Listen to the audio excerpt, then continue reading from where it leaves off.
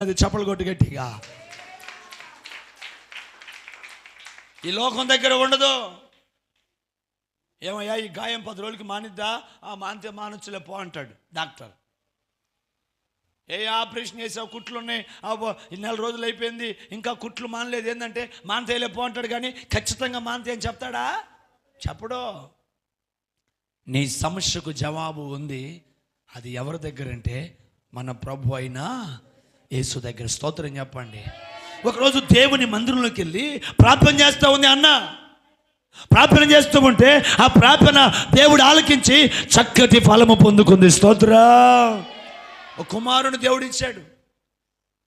దేని కొరకైతే ప్రార్థన చేసిందో, దేని కొరకైతే ఏడ్చిందో, దేని కొరకు కన్నీరు గార్చిందో, ఏమి కావాలని విలపించిందో, ప్రార్థన చేసిందో, ఇదిగో మొరపెట్టిందో, ఆ సమస్యకు జవాబు దేవుని సందులో పొందుకుంది.